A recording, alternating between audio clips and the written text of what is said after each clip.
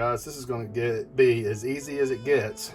I'm going to do a little bit of spaghetti, some of this leftover Italian sausage that I had in the freezer, and I've never tried this before, Bertolli Vodka Sauce. I remember, if I remember right, I think Mike over at Keto-rific Journey with Mike used some vodka sauce for one of his dishes one time, and I thought, man, I would like to try that. So we're going to give it a whirl and see what we do. I'm in my camper, so yay for that, and let's get this thing on. I'm about to starve to death here.